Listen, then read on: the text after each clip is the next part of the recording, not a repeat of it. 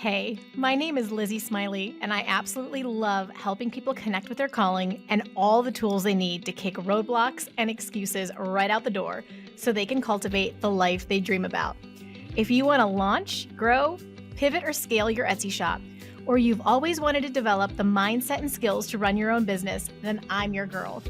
I've had that entrepreneurial spirit going strong since my very first lemonade stand, and now I'm a work-at-home mama with multiple online companies and a full-time Etsy shop, all while being present with my kids for the everyday chaos and most important milestones. On this podcast, we'll talk about all things business, mindset, Etsy, creativity, dazzling our customers, and so much more. There's plenty of room at this table for you, so scooch on in and let's go. I'm holding nothing back. Welcome to How to Sell Your Stuff on Etsy. I'm so glad you're here. Hello, friends. I had just one little note I needed to add on to this episode that I didn't get to record in the intro because it kind of popped up since then. And so here we are. Hope you are having an awesome week. I just wanted to let you guys know that going forward for a while, I am just going to be dropping episodes every other week. My OB put me on bed rest about a month ago, and I have another 5 weeks to go. So I am just not able to, like, your girl just can't hang like she once did, like she'll be able to again. So I'm going to continue to get you episodes of the best quality I can for as long as I can.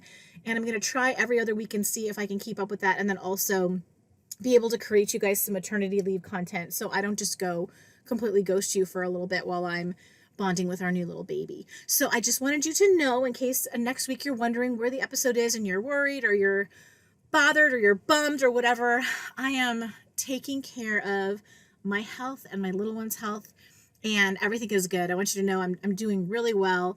I just had some crazy things happen in my last pregnancy that they're trying to prevent, and so far it's going great. So send me all your prayers and good vibes, and it's going to be good. But I wanted to let you know, and I'm so sorry because I know for some of you it's a bummer, but I'm going to be back and fighting fit as soon as I can. And we're just going to continue to get you the best content we possibly can to help you grow those Etsy shops, because I believe in you. I know you have amazing ideas. I know you need inspiration and training, and you're looking at me for it. And I'm so here for you. So in the meantime, enjoy this episode. It's phenomenal. It's so good. I loved every second of it. And I will see you again in 2 weeks. You guys take care.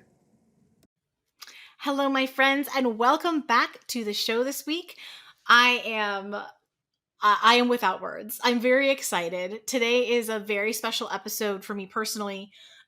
We are having a guest join us. We're having Kate All, who's the founder of Simple Pin Media, and I have been following her for ages. Like, this is at least my third or fourth business project that I have used Kate's resources and expertise in order to help my business, and it has done so much for me. Pinterest is such a powerful tool, and it's exceptionally, like, even now more than ever with its move towards e-commerce, it's like the most powerful it has ever been for Etsy sellers. There's such a huge opportunity for you guys in this space. And so if you've been around for a while, back earlier this year, at the beginning of the year, Tabby, who manages all of the social media and now the YouTube channel for Simple Pin Media, came on the podcast and gave us a really, really good baseline of, like, just Pinterest advice. So go back and listen to that episode. I will link it if you haven't heard it before. It's a really good precursor.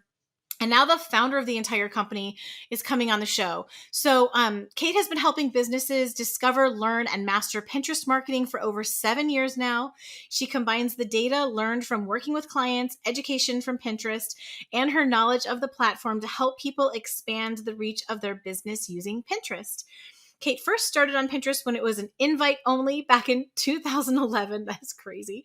What started out as a hobby helping a friend and thinking that she didn't stand a chance of surviving on the platform has grown into a successful marketing agency with over 700 accounts managed to date and a team of 40 plus members. Her mantra is to keep it simple, be authentic, and pin with purpose. So she is going to come on with some really, really solid Pinterest advice. Honestly, like, no matter what kind of business or businesses you run or have run, I think you're going to take away a lot of value. There's just a lot of depth to what she is sharing. And we're going to really have a focus today on the holiday planning, because we have the craziest time of the year and the most lucrative on Etsy coming up this fall. Like, it's already starting. We are already feeling it. And we're going to be moving into the really big holidays with Black Friday and Cyber Monday and Christmas sales. So it's really exciting. I think this is going to be so powerful. I'm just saying, buckle your seatbelts, A, for my fangirling, and B, for just some of the best, probably quality content we've brought you on this podcast to date. I'm really excited, if you can't tell. So please help me welcome Kate to the podcast. Kate, I'm having a moment. I'm just having a moment because I have known who you are a lot longer than you've known who I am. And I'm so excited you are here. Hi. Hello. Well, I'm so excited we get to have our paths cross and meet and connect. And thank you for following along for so long. I really appreciate it. Oh my gosh, your content is so engaging, and it hasn't mattered what business project I've been working on. It's always been Mm. relevant and powerful and helpful and timely. It's so hard to find timely information, and yours is so, you're so on top of it. So I'm super excited. I have already like warned the entire audience that I will be fangirling and that I'm very excited and that they should be too, and that they need to be taking notes and following you because you are I love it. Pinterest is so important for the Etsy space, and you are like the Yeah. trusted voice.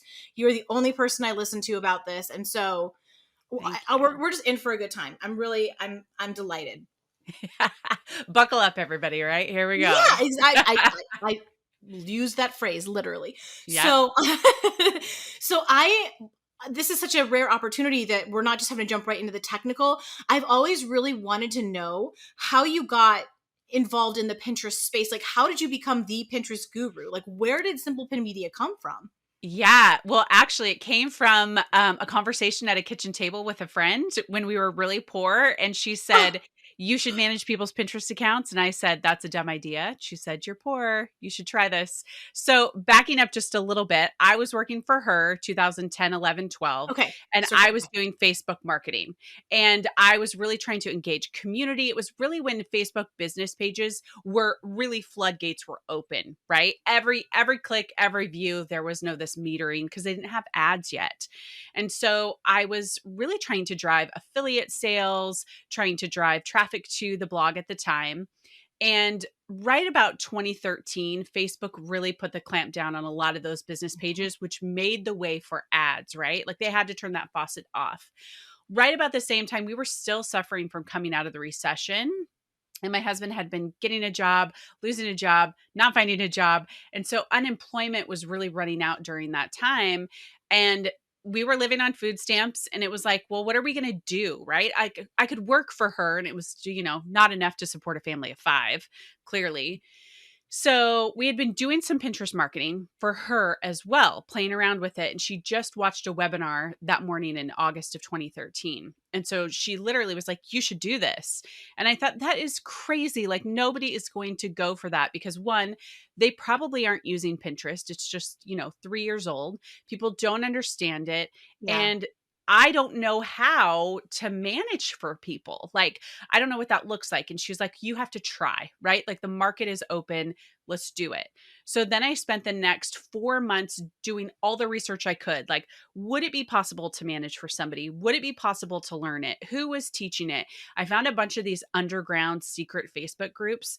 And at the time you had to like be someone's friend to like get access to all of this. And it was like, ooh, what are you doing? What are you doing? And what Pinterest saying? Like we were kind of trying to decode everything. And so really late 2013, I bought the domain Simple Pin Media, had somebody create a website for me. And I went with the idea that I want this to be simple enough for people to understand that I would take it off their plate. I got 3 beta clients and said, I want to see if this works for you. And if it doesn't, we'll just pretend it never happened. But I want to see, can we drive traffic to your website with Pinterest to replace what you lost with Facebook? And I knew where their brains were at. They were so stretched thin. They were trying to do all the things. And in the space that I was in, which was frugal and deal blogging, they were posting 35 times a day. They were talking about, because that was the extreme couponing phase. People were trying to save a bunch of money. And so I thought if I can just take this one piece off their plate and drive it just to content, not really to their coupon pieces, but like how to save money with, on soap or something like that, it was a post that could be evergreen. So after 3 months, they were like, this is amazing. And told a couple more people, told a couple more people. And then pretty soon I was like, oh, I guess I have a business on my hands. Let's do this. And so that was really the first full year of really getting my feet wet with Pinterest. And it's just really grown ever since in the last 8.5 years, I almost legit have 9. chills, like chills thinking about the beauty of Pinterest in 2013. I still think Pinterest is phenomenal, but I was a blogger before I got into the Etsy space. Yep. Before I had children and it was quiet enough to actually write something. Yep. And I mean, it was magical. So that's so fun, and I can only imagine, like, first of all, your friend she's amazing to encourage you and to give you that. I mean, basically you were getting paid to learn a whole new skill that then became your entire bread and butter. And just thinking with the magic of cracking that code and leveraging those early Pinterest years. Kate, Yeah. it's literal. My background being social media management and literally managing accounts. I was managing even a movie through that 2013, right when all of that was happening with pages and everything we had learned. Like, thank you, Maddie Smith. Thank you, Sandy Krakowski. Like, all of it, all of it Yeah, crumbled ish, it did. and we all jumped on the Pinterest train. It's just, I'm so there with you. That was a little bit of a memory lane. I love that. Hmm. So, okay, so and then how did your team kind of grow? Like, when did people start coming on to help you? I feel like you've become so much more than even just helping. Not that that's not enough, because we Right. need people to manage our accounts well on Pinterest when we're a bigger company. But how did your team kind of grow? When did it sort of take off? Yeah, that was kind of a weird thing that happened was really that first year my daughter was diagnosed with type 1 diabetes, which is a very like sudden Oh, diagnosis, and it was in July of that first year of 2014 when I was growing the business and I was emailing clients and I was like, "Okay, I'm in the hospital with my daughter. Like you're pinned up through a while because I was using a scheduling tool, but like I just need you to know I'm unavailable for the next couple of days, but I don't want you to feel like I'm ignoring you." So obviously as a service provider, it's that tension between really want to fulfill the contract that you have with them, but also being a mom and trying to navigate what it's like with this new stage of life. And so I was sitting in the hospital, I was typing, I was like, I need a number two. I need a person who's like an emergency person because if something happens, then they can come in and they know what I'm doing. So then I thought, well, I have a good friend. She is staying at home with her kids and she knows a lot about fashion. I have a fashion person that I pin for. Maybe she could come in and help just source outside content because at the time you really needed outside content. hmm. So I met with her. We were in a grocery store and I was like, okay, here's what I do. And I was like going through it all. It was like a grocery store with like a deli area. So we were like sitting in the deli area. And I was like, do you want to do this? And I'll pay you as a contractor. She's like, yeah, would be actually really great because I would love to do something on the side. And I don't really I want to stay at home. Makes total sense. So then that ignited the bug to hire people. And then I realized, oh, what if I hired people? So probably 6 months later, no, it was even not even 6 months. It was like 3 months later. There was another friend that I knew in person. And I thought, do you want to come work for me too? So this multiplication of myself, it's like it caught fire. And I went, the best way to multiply myself is to hire people to do what I do. And I don't need them to come with the skills because I can train them, right? Like that's nobody's really going to know how to do Pinterest marketing because it's not a Yeah. college course. It's not any of these things. It's so new, right? So I could teach them in my methods and then also have expectations as to how I wanted the team to function and how I wanted to be as a boss. And so I think from there in 2015, I hired a few more. And the joke now, I have like 34 people on my team now, and I have a whole leadership structure and like a C-suite team and all of these things. But one of the things that I feel like it activated in me is that I love being a team leader. I love finding things in people that they're really good at. And these are things that I'm not good at, right? Like I joke, I'm not the smartest person in the room, but I'm the smartest gatherer in the room. Like I can look and say, oh, you're good at this, and I'm not. So how about you come work for me? And they're like, okay. So I've created this like kind of loyal community of women Most are local to the Portland, Vancouver area in the Northwest. And we can get together in person. We have an office where we can all go and strategize. And it became, instead of an I, it became a we. And I was very clear about that language in the beginning, that we is the word that I always use, that we do this at Simple Pin Media. And so Simple Pin Media kind of took on kind of its own identity separate from Kate that could really serve people in this way. We like to say Nordstrom level service, where it's really high end. It's really dedicated to getting people just exactly what they need and caring about them, like and caring about their business. So the team just kind of grew from there. But that is my passion, right? Like, I love Pinterest, but I also really love equipping and empowering other people to work within my company to use their gifts because they're really smart and awesome. There's so much about that. Like, first of all, my little Etsy family, that was gold for you, because I'm over here like looking at, like, understanding and knowing the size of Kate's organization and thinking she had recruiters and she did this, and I'm sure she does now, but the way that she grew is the same way that we grow. It's the same way that we scale. So there was so much there. Just hearing, like, she called her friend who was at home and was good at fashion. Like, I just love Well, that. and here's the best part. I have to say this as well, is my now integrator, which is my COO, Leslie, in 2015, we met in the Starbucks area of a Target. And I told her everything I did. I was like, hey, this is what I do. And she's like, okay. And she left and I called her. I was like, hey, so do you want to work for me? And she was like, oh, that was an interview?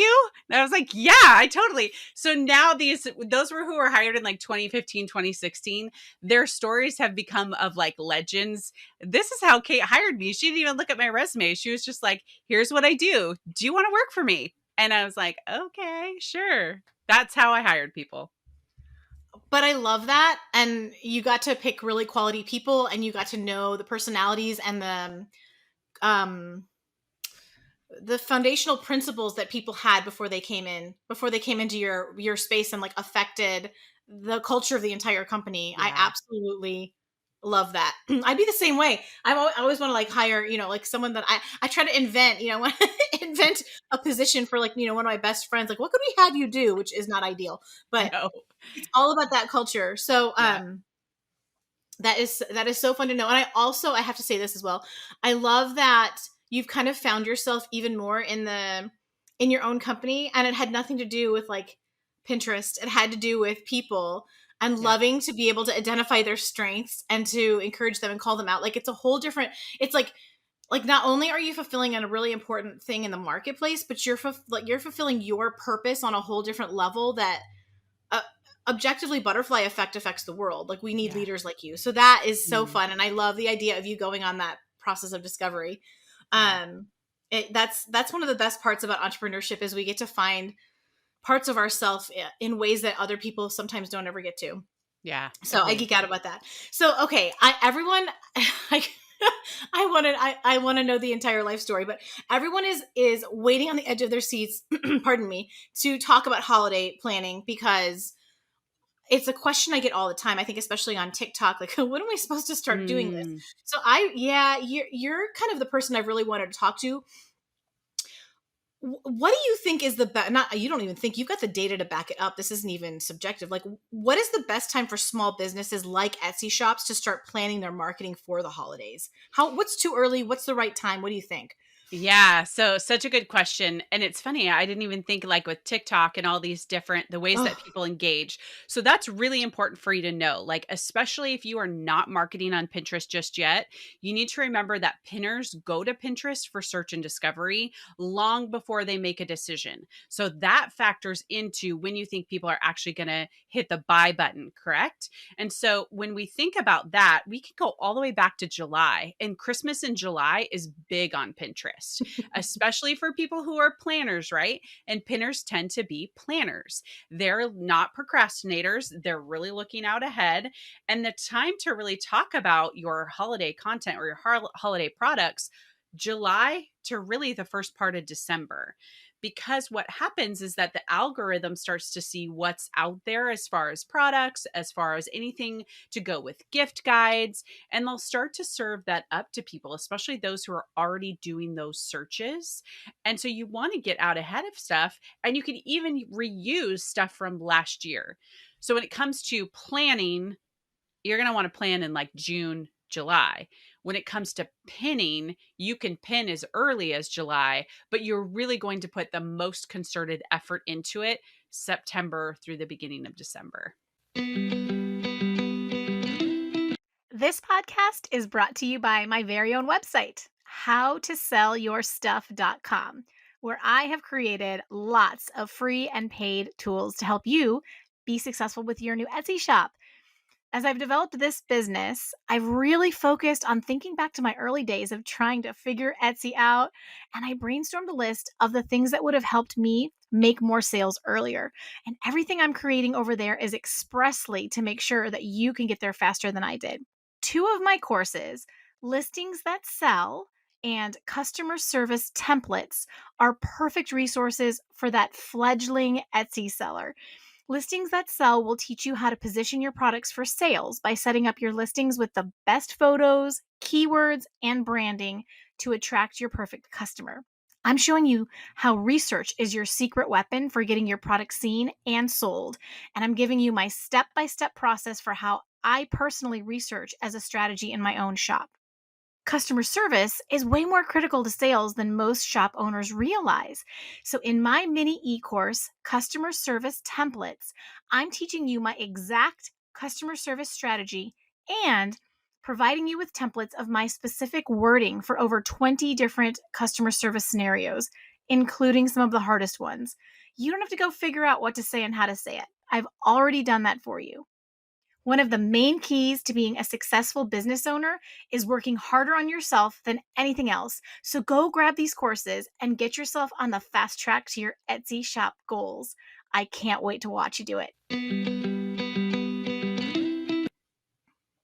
It's so crazy to me. I am not a big planner. I'm like it's December 1st. I better get on Amazon and order all these Christmas presents. Totally. Yes.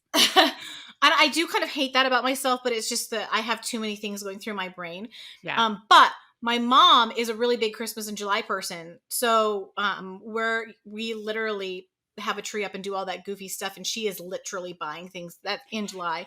But that's so interesting. I think it's helpful to know. So we need to get on top of it. So what about Pinterest specifically? Like when do we need to have our pins circulating so they have enough time to get indexed in the algorithm for the holiday sales? Like is there anything? Is there such thing as too early?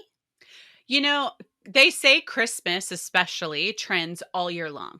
So Wow. it has a peak, but then it can go back down. So one of the best places for people to look is trends.pinterest.com. So if you're wondering when people are searching for something, that graph gives you a perfect timeline as to when the height of the search is. I would plan 3 months before that. So if you're like your Thanksgiving is your time to shine, right? Like that week, we know that it's just this central week in November, right? Then you want to make sure that at least 30 days before that, or even 60 days before that, you're getting anything Thanksgiving related out onto Pinterest so that when they save it, right? Because they're kind of planning in advance. During that week, they go to their boards and they pull up what it is they've saved. And so saves is a really big metric that you want to be thinking through when it comes to your content and tracking that, because the more saves you have, what that says is there's an intent to buy later because they're gathering a bunch of different options. They're going to go back to the board, hit the buy button. So I would say for sure September, no later than September, really. I mean, let me say this. If you're a new Pinterest marketer, you have to accumulate a lot of data and allow Pinterest to understand what it is your Wow. account and your products are about, right? So let's say you're new, right? Like you have somebody who's listening and they're like, okay, I know you need to use Pinterest. I'm going to start now. They're not going to see a whole lot until next holiday season. But that doesn't mean we avoid pinning this holiday season. So you just want to have that in your frame of reference that Pinterest is like a snowball. It's a very slow burn. It doesn't make us feel good. Like there's not a lot of things that give you dopamine hits like TikTok or Instagram. So just know you're going to walk away and be like, is this doing anything? Yes, it's doing something. Just keep putting logs on the fire. I promise it is. Yeah, I think Pinterest has been so amazing because I agree with you that it's difficult, especially for, a shop owner who really needs to start making money. There's an urgent need. It can be really frustrating, and you can kind of hesitate to put um, any eggs in the Pinterest basket. But I'll tell you from personal experience, I have a blog that I haven't written on in probably 3 or 4 years that still brings in hundreds of dollars of ad revenue every single month. And it blows my mind because I have not done a thing. Like literally this blog it's like a broken down cabin, but Mm, it's still profitable. And it's because of work that was done a long time ago. And I didn't necessarily see it immediately. Obviously the heyday was a year or so into the blogging, but I can really attest what you're saying. And correct, like, tell me what you think about this, Kate. I think that Ideapins changed that game a little bit. they Like, did. because for example, I'm always telling my people like TikTok is a can not is but can be a fast game. If you really do post every single day for like, you do a 30-day challenge and you make sure you're doing good content, like you studied it, what people in your niche on TikTok are into, you can really hit it hard and fast. But then you can go and repurpose that same video over on a Pinterest idea pin. You're not having to do a ton of extra work, but you're giving yourself that slower burn. What do you Yeah, think? 100%. Yes, because, and here's the great thing with idea pins, you can pin those much closer to the holiday. You're not bound by the standard pin, which is that 3 months in advance of an event. You can now pin it closer. And what I like about TikTok and Pinterest are obviously different. But Yeah. one of the things that Pinterest has that also TikTok has is those aha moments. Like, I learned it on TikTok. And Pinterest is really the great originator of that, right? Like, it's where we found all these hacks and found all these things. And we're like, oh my gosh, why didn't I never think of that before? So, yes, repurpose your content from TikTok, especially if it's very buyer focused, right? Like you're talking about the benefits to the buyer with your product, you're showcasing all of those pieces. That's where we see the connection. The breakdown is when we repurpose things that are much more entertainment focused, because people on Pinterest are not ready to be entertained. They are ready to be shown the benefits of something where they can have that, oh man, this is so cool. I definitely want to buy this. So if you can do that, that cuts down a lot of time that you're spending in this content creation mode, especially if you're already creating it. Do you think we're coming any closer to idea pins linking to something? Because it Mm, sure would be nice to show my product on Etsy and then be able to link to my. Do we? Is there a yeah. good tactic for that as we're approaching the holidays, or what has been your thought? Okay, so there's a couple things. One, yes, we are seeing some new accounts get blanket linking, right? But Stop it. I know. For our clients, though, it's been mostly new people, which has really been a little bit bizarre. Some of our seasoned ones that are getting tons and tons of engagement on their idea pins, they don't have the link. So that is being tested, could be coming down the pike. Two, there's always idea pin ads. Those do link. They're still in the works. We just recorded a podcast about this. If ads are the way you want to go, you could get idea pin links off that. Three is, now this is where I kind of split. So let's say you have an Etsy seller that sells on both Etsy and both on their website. We have two people that kind of Yes. straddle both. Then what you're going to do is you're going to get the shop integration so you can tag your products on the idea pin. That is the number one way that you can link if you are a product seller. Obviously, you have to get your shop linked, manual catalog, all of those pieces, right? The person who just sells on Etsy, they don't have that advantage. So they are really at the lowest end of not being able to link. You can put it in the copy list section at the end. It's like a list of things. Some people have put their links there, but I'm going to say Pinterest has said, don't do that, right? Some people have tested it and tried it. So I'm going to say that's a little bit of a gray area. You're welcome to try it, but we'll see, right? So really, the best way would be to call to action at the end of your idea pin, an easy way for people to go to your profile and then click on the link to go to your Etsy shop Yes. and then to be able to find it. So it all depends on how, I mean, you and I, when we find something online, we're so excited about it that we're willing to like bust through every wall to find it, Yep. right? I'll hunt. Hmm. But if we're not excited, filling out our name seems like a job, Yeah. right? We're not going So to do it. So you have to remember that you're going to get people at different levels. And if you are that Etsy seller who only has that Etsy shop, just be thinking about how your Pinterest profile can really sum up what you sell very quickly and yes. call to action to get to your profile. So those are kind of the different ways. I know that especially these days, although maybe TikTok has changed this a little bit for us, although thank goodness for link trees. But something that I always did was I always had a vanity URL to redirect to my Etsy Yeah. shop that I would put on a pin. And that way they could kind of get there easier. And I know they're much more likely to go and click the link. They'd rather do that than type something in. But if I had something really simple, I had just farmdecorsigns.com, which was easy. And that would help, that's one little kind of workaround. But Yep. I'm kind of excited for the newer pinners. Like, guys, if you haven't started a Pinterest account yet, you like go start one and see if you get this Yeah. linking she's talking about. And PS, if that happens, I need an email from you. Stat. Like, I need to hear how that's going. But I think that's incentive. Yeah. Oh, it is 100%. And I think what we have to remember about idea pins is that for the longest time, Pinterest only had a standard pin, a static pin. They're kind of interchangeable in those terms, right? That was forever. And then they introduced video pins. And then with the rise of TikTok just growing in this dominance, and also with Instagram, what you see is Pinterest saying, okay, we're a platform where everybody goes and they know they need to leave it to get what they want. That presents a problem because our advertisers want people to stick around longer.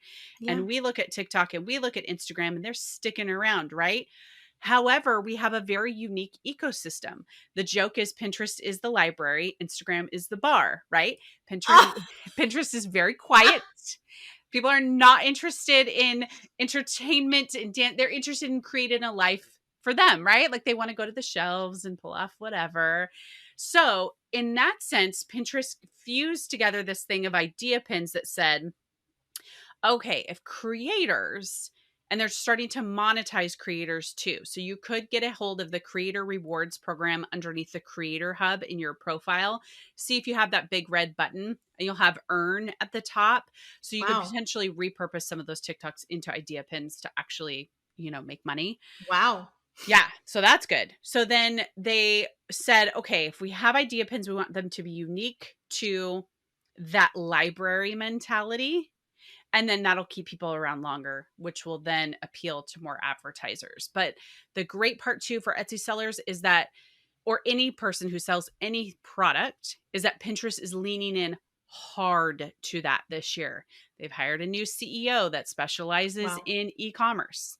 They've hired a chief shopping officer. They're putting a lot of money behind shopping integrations because they know pinners find products that they love and they want to buy them. So let's shorten that time frame between discovery and purchase by making it really easy for pinners to do that. So in that sense, as a seller, be thinking and watching to see what integrations come out with Pinterest, how you can leverage idea pins to really get that pathway a little bit shorter too for yourself. I'm excited about that because something that I'm such like, please take me to the library over the bar like any day of the week. And like I like Pinterest is my happy place, but I get really frustrated by the number of like broken links that there are now, especially Yes. on products that I find that I like. And I'm usually behind the trend, which is part of the problem. Is I'm looking at stuff from last year and I'm like, ooh, and the link isn't working anymore. So I'm very excited about the integrations for that. But Mm. okay, let me get us back on the holiday track a little bit because and I wanted to get your advice for just you're just like the marketer. So for these really busy Etsy shop owners, a lot of times they're a one woman one man Mm. show. They're burning the candle at both ends.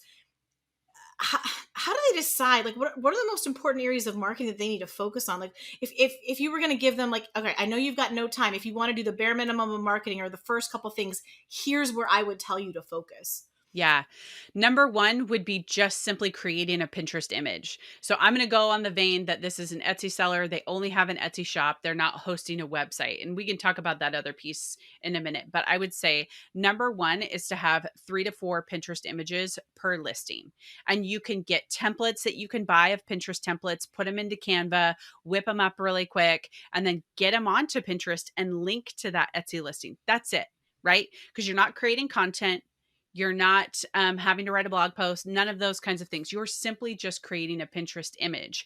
You have the description. So in that description, when you upload the pin, it's going to ask you for a pin title, pin description, and then a link to where it goes. The pin description is probably exactly what you have in your listing description, natural sounding sentences with the keywords describing actually what that product is, right? That workflow, if I was in their position, and let's assume also in this example that somebody has fully set up their profile, which is going to take them an hour. So you're going to have to put that in your calendar and say, I'm going to set up my Pinterest profile. I've got my image. I've got my description of my shop. I've got a link to my shop and maybe 5 or so boards. It doesn't matter if it's full right away. I'm not particularly worried about that. So then create 3 Pinterest images, add them onto Pinterest. I would say 1 a week. Maybe I wouldn't do them all at once, right? Or 1 every couple of days. I set calendar reminders for myself. So if I had this listing and I had 3 images, I would put in my calendar Monday, Wednesday, Friday, upload a pin. I can create the images all at once, right? Like that's not going to take me that long, especially if I buy a template. I am the actual worst at Pinterest images. Like I'm awful. What? Like, yes, I'm awful. And you know what? The first thing I outsourced in my business, Pinterest images, because it took me so long. Like, and it was so ugly. So ugly. I'm the worst. And so I hired You're out. setting me free. You're setting me free right now. Yeah. Tell us the secret then, because what?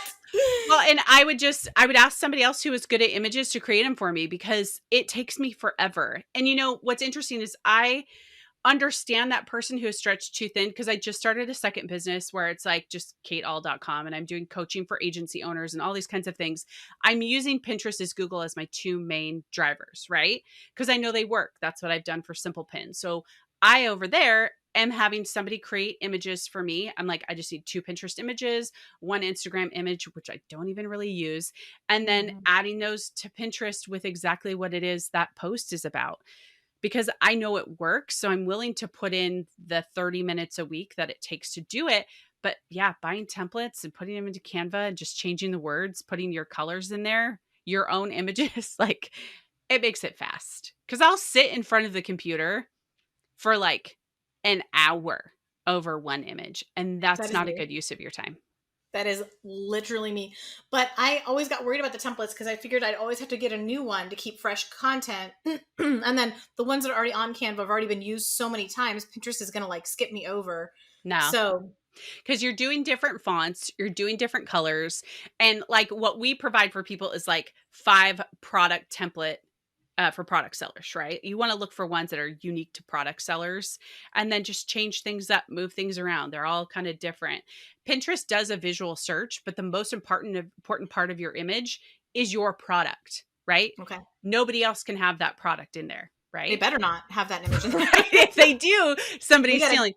Because of visual search, right? Pinterest has a very strong visual search component that sometimes what's in the picture matches up more sometimes than the words. So if your images are in there, you're totally golden. Now, if you're doing stock images and you're using one that probably is a free one out there, then Pinterest is going to clump you together with everybody else using that image. My Etsy people should all have their own gorgeous images for sure. 100%. For sure. That's one of the nice things, but that's actually the harder thing about the blogging space. It's just like creating those pins is just soul sucking if you're not great at it. And I'm not, it's not natural to me at all. Okay. Yep. So, Could you recommend maybe some holiday campaign ideas for like the different types of Etsy shops we often see? Like maybe we could differentiate a physical product holiday campaign versus a digital product. So many people now are selling print on demand or digital products. I think the idea of the passive income is like so attractive, which I mean, like I agree, but my bread and butter was always in the physical space. Would you be able to maybe Yeah. compare and contrast that for us? Thank you. Yeah, absolutely. So we want to always start back with the question that the pinner's asking. So they're never directly searching for the product. So if we had something that was, say, I searched one time for like custom charcoal art drawings of pets because my brother had lost his dog and I wanted to try to find somebody online. I didn't care because they could ship it to me, right? But I wanted to see examples. And so when you're thinking of something that is a physical product that you sell, number one, you want to start with the question. Maybe it's around gift giving. You can also go along with gift guides. So let's even say that you create beautiful candles, right? You can talk about like the features of your product, why your candle is unique. Because I could see a picture of a candle in an image and it could say something like, this is the best Christmas gift. I don't know what that means. Like I'm looking at a candle and I think, well, I could just go to Bed Bath and Beyond or whatever. I don't know. I haven't bought a candle in years, so I don't even know where they sell them. But you want to create a distinguisher, right? Especially somebody who sells beauty products. This was one that we did with one of our students is she had this amazing soap that she'd created for her eczema or and for like adult acne, right? And it had done so well and she wasn't talking about the stories and the conversions and the results that people were getting using her soap or what was unique about it, what made it stand apart. And so when it comes to these holiday campaigns, don't just think around gift giving, but think Yeah. about the pain point of a person that you're giving it to, like what they have. I'm not saying you're going to want to give them soap for like Adele acne because that might not be a favorite.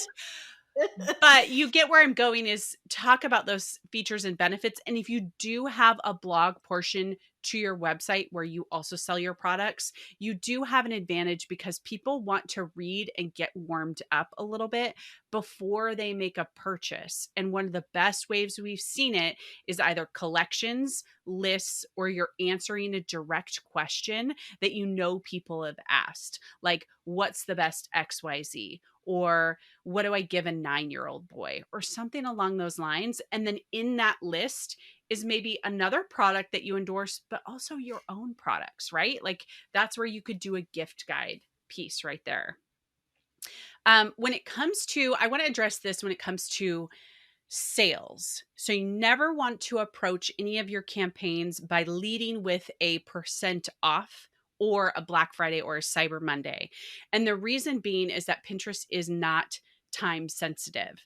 So while somebody on Facebook or Instagram is going to be more clued into, hey, it's Black Friday, somebody on Pinterest isn't searching Black Friday deals. It might be a search term that comes up in search predictions, but that's not what they're thinking.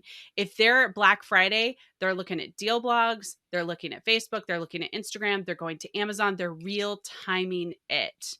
Yeah. And they might remember. So, like, I go to my Pinterest board or like people I know their Pinterest boards when I'm shopping, because then I can say, go to my niece and be like, my mom's like, what do I get her? Well, let's go to her Pinterest board and see what she's pinned, right? And we'll just buy something off there. So that's another side advantage. All boards, most boards are public. You can make them secret.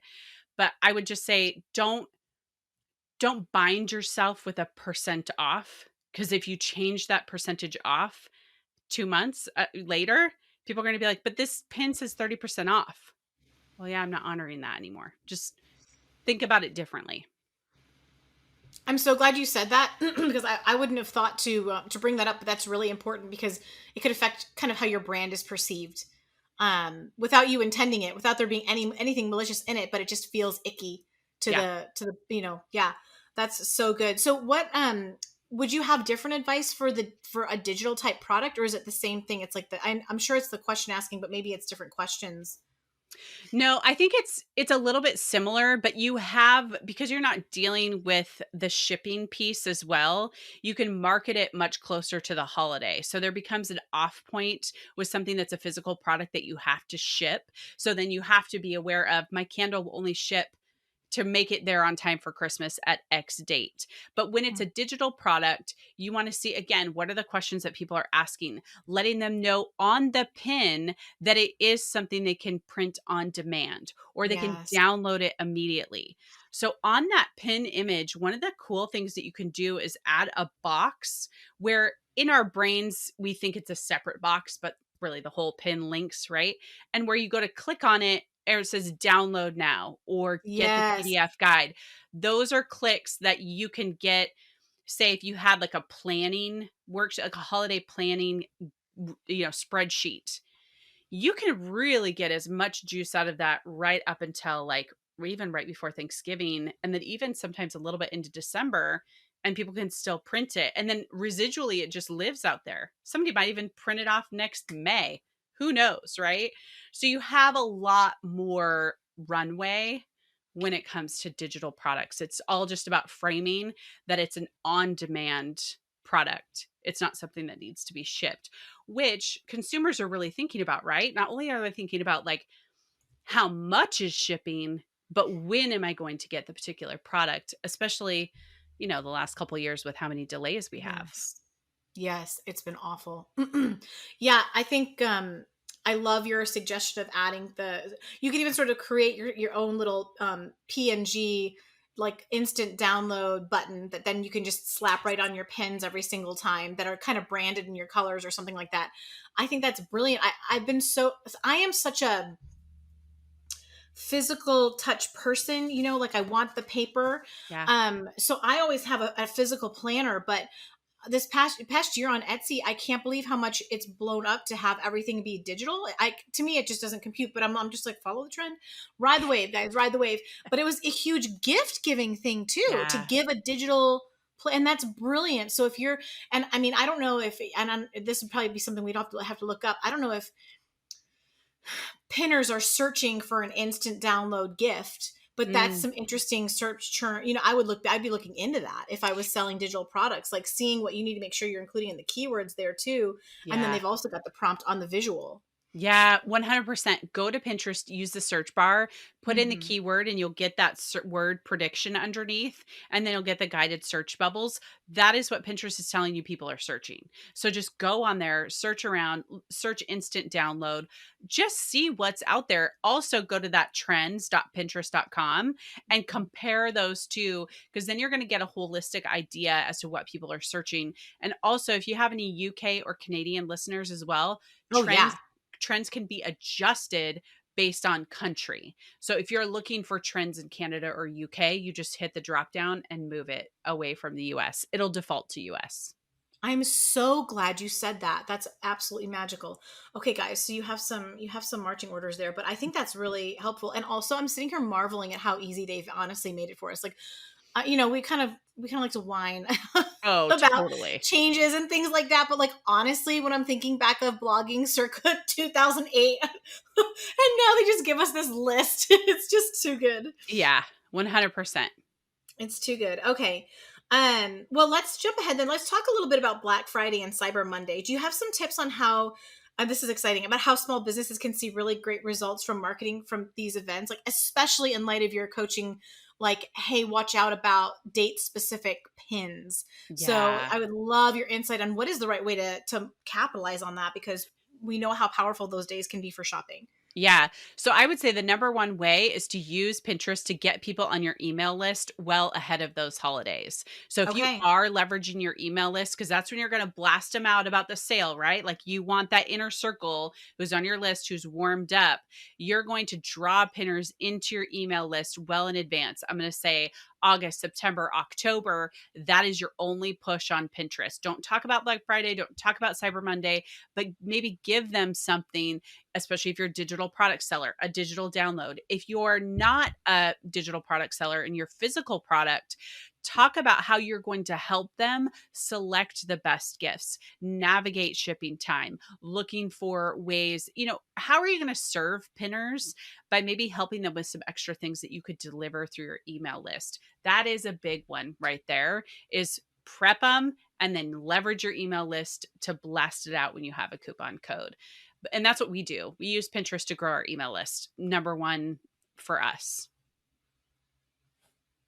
Do you think that idea pins will be helpful for Black Friday? Is that a tool we could use around that, or would you not even? Is that just not a good bang for your buck?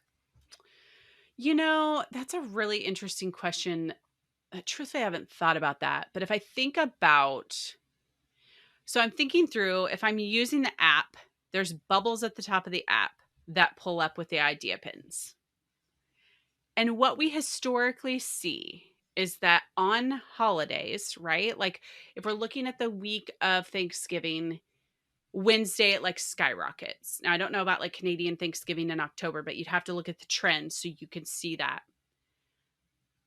I would say the jury's still out on that. Like I don't know because everything goes down after Thanksgiving. Like traditionally on Pinterest, we would think the use of Pinterest on holidays would go up, but it's the day before. So we don't see historically a lot of engagement on like a Black Friday or a Cyber Monday. It's like they're kind of in holiday mode. And that's the thing about Pinterest is when we see like Q2 on Pinterest is notoriously the lowest quarter. And that's because you have this rise, you have all the holidays, you have like the Bermuda Triangle, and then it ends on like Valentine's Day. And then it's like, right. And you go into this like big sleeper mode on Pinterest. Then you have spring break. And then it kind of goes back up in the summer. And then it skyrockets again in August as we get to Q3. Right.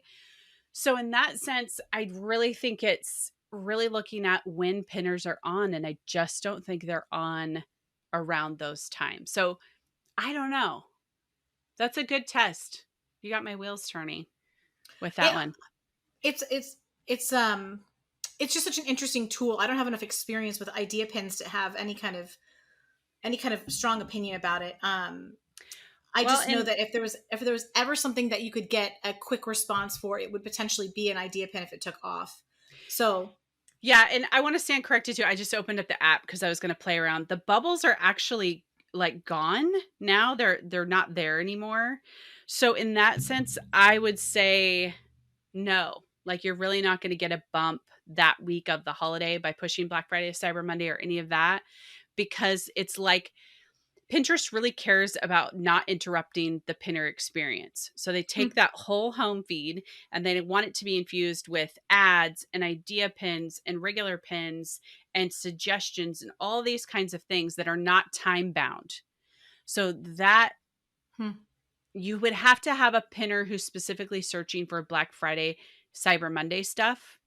And then you would have had to talk about it in order for the algorithm to match up to put it in those feeds because idea pins live forever. And that's the hope, right? Like there's something that's not time based, like a static pin. It can be viewed a year from now, like talking about your blog post. If you did an idea pin 2 years from now, it would still bring a lot of traffic. So I would say the same rules still apply. I'm 95% I actually on really that. like your answer because I I think it's especially solopreneurs, like let's get focused on really where is the bang for our buck.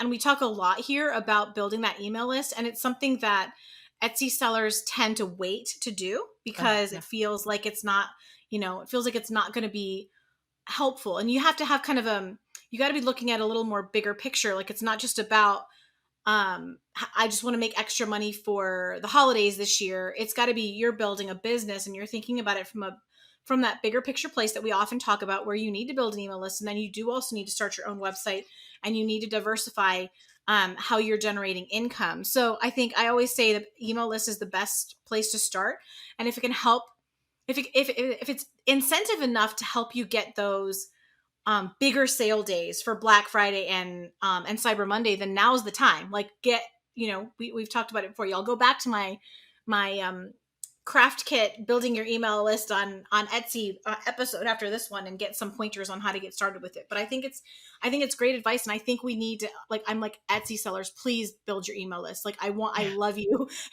If your shop goes away, I want you to have choices. Like please, I can't 100. tell you how it doesn't matter at all until it's the only thing that matters, you know? Mm-hmm. Mm-hmm. And here's a really good thing. So we have a simple pin framework that we work with all of our clients in our community. It's called Inspire, Inform, and Decide. Pinners move through these three waves. They're never going to decide on Pinterest because they're cold, right? Like it takes them a long time Yeah. to make a decision about purchasing. But you can meet them where they're at and inspire and inform. And inspire is like, what inspires you about your product? What inspires other people who purchase it?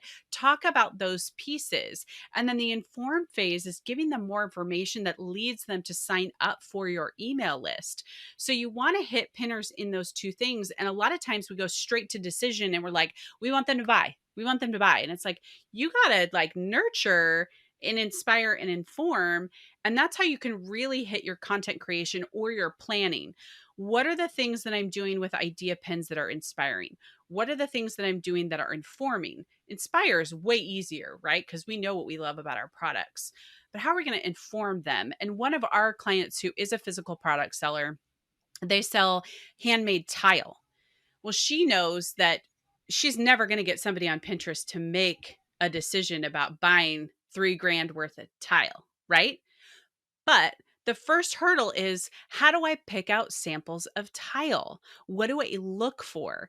So she grows her email list by giving them a sample picking guide for tile that could serve them at I Home need that. Depot. That's so Yeah. good. So then she uses Pinterest to funnel them straight into that email list. And she knows, I just need to get them on the email list and then I can get them on the phone with me. And that's how I'm going to get them to make that $3,000 buying decision. So go back to their main hurdle. And she knows, my people don't even know what samples to pick. Let me help them. Make it easier for those of us who have no style whatsoever, please. Please and thank you. Okay. So then, and tell me if we've really kind of exhausted this, and that's totally fine. But how can we then plan our marketing for Black Friday and Cyber Monday so we actually see sales? I totally, the email list, and then I mean, maybe I'm just like summarizing this for you. Is it really the play of just you start months in advance? Yeah. And you're just communicating with them. I like the moral of the story is you start now or earlier. You don't be thinking about that date. Be thinking you basically change your whole mentality to the long game. Yeah. Yeah. And I would even take it a step back from there. Why are you even using Pinterest? There's a lot of options out there, right? Like we look at we look at our core, right? Here's our business. We're selling this piece. And then if we see it like a bicycle wheel and we're going out from there, we have a lot of different options, right? Like I know that I started with Google and Pinterest, and then I started with Facebook, and then I started with Instagram, and then I added YouTube. And LinkedIn is hanging out there, and I know I need to use it, but I'm not really inspired to do it because it drives me crazy. So I'm choosing not to do it. And I know for a fact that if I lean into LinkedIn marketing right now, people on the other end will feel how much I'm not into it, right? So I have to choose then why I'm using each one of these arms and what my commitment time-wise is to it. So then I know right now I was telling you about Tabby, who does our YouTube for Simple Pin Media. I know that we wanted to make an intentional decision in Q2 to say, we're going to lean into YouTube for a year. And we don't know what we're going to see. We don't know what's going to happen, but we know that if Pinterest and Google are content arms for us, then YouTube makes a lot of sense for us, right? Like we can do the same kind of ecosystem. So I would tell people, you need to come up with your strategy, which I like to say is your why. Why are you using Pinterest as a part of the arm of your marketing in your business? And then you can get into tactics. And then you'll hear things from everybody about which way to do this, that, or the other, but you know why you're using it. And you can go, I am using Pinterest to make sales, to build my email list, to make sales, or whatever it is. So wise. I just think that prevents the fatigue and the frustration. So if you're looking at Pinterest and a lot of clients will come to us and say, I hate Pinterest. I feel overwhelmed. I feel anxious. I feel like I get into this comparison trap. It sends me down a black hole. But I know I need it for my business, but I have to outsource it for like the protection of my mental health. I'm like, that's fair. Okay. We'll take it off your plate. And some people feel like that too. If you're a solopreneur and you really hate Pinterest and you can't afford to hire, it's okay for you to say, I just can't do this right now. and then focus on something else and then revisit it in a year. I don't think Pinterest is going anywhere. I have a whole entire business and people employed based on Pinterest, right? If I was worried about it, I would not be in business anymore. So just, I say that as encouragement. Like, if you're frustrated with it, just take a break from it. But if you haven't leaned into it, set yourself a time-based goal of how long you're going to invest in it and what you really want to get out of it, and look for those things. And I do love your advice from earlier. Like, you can simplify this whole thing with templates. It doesn't, because most of the time what people are going to be, they're either going to be overwhelmed with like the SEO factor, or they're going to be overwhelmed with the design factor. And frankly, if you're overwhelmed with the SEO factor, then you probably haven't mastered it on Etsy yet. And we need to start somewhere else anyway. That part should be coming kind of more naturally now. And if it's the design factor, like, pull in the templates. But Kate, I'm so, gosh, you're such a class act. I always liked you, but you are such, like, thank you for your generosity. You've been so just like forthcoming and giving us so much information. And I'm really excited to share like your business with, I know like it was so great having Tabby on in the spring. Everyone loved her, and you guys just have great advice. I know that we sent a bunch of people your way, but I know that there's so many more so please refresh your memories. Tell us about Simple Pin Media, what kinds of tools and resources you have available to help us. Like, how do we connect with you that way? Yeah. So Simple Pin Media, that is our handle on all social. If you want to see what we're testing on Pinterest, definitely go there, pinterest.com/slash Simple Pin Media. Okay. You can see our idea pins, how we're crafting them. But our email newsletter that comes out every Wednesday is Pinterest Made Simple. And that really is quick tips in our podcast for helping you. Thank you for that. So I would say that's probably just the number one right now. And we're also challenging ourselves by setting up our shop. We're doing it through Shopify, but we are doing digital products and selling templates, selling other things, because we really wanted to identify with sellers too. Like, what's the pain point? How can we get them into our funnel? How can we really leverage Pinterest as an arm for sales? And we haven't had that ability up until this point, just because we've been all self-hosted with things. So in the next half of the year, we're really going to be leaning into it and just seeing what can we do in that area with Pinterest, and then really share that wisdom with everybody else as to what we learn. I can't wait to spy on that. That sounds actually, I'm excited to see you guys do that. But I'm going to make sure that we link everything that you mentioned and all of your socials and your website. And I mean, I'll just shout out again. I get all of Kate's emails. I listen to the podcast like pretty regularly. And it's been my go-to resource for years and years. Like, this is genuinely tried and true. Kate has not known me, but Kate and I have been in relationship for a long time. I feel very confident, like, telling you guys to go make sure you're getting your Pinterest advice from her and support her business. But again, thank you for taking the time today and for your generosity. Yeah. And I'm just, it's been so delightful to be with you. Thank you so much for having me. Well, we will talk soon, and you guys have a great week. And until next time, go make something awesome. And that's a wrap on this episode of How to Sell Your Stuff on Etsy. Thanks so much for hanging out with me today. If you're looking for more resources, head on over to howtosellyourstuff.com, where you'll find podcast show notes, all the links from today's episode, the blog, courses, coaching, and more. If this episode was helpful to you, awesome. The greatest compliment I can receive from you is a rate, review, and subscribe on this podcast. Not only will it allow us to connect again on a future episode, it lets me know I'm providing you with value and helps other people find this content more easily. From the bottom of my heart, thank you for your support. Have a great day and see you next time.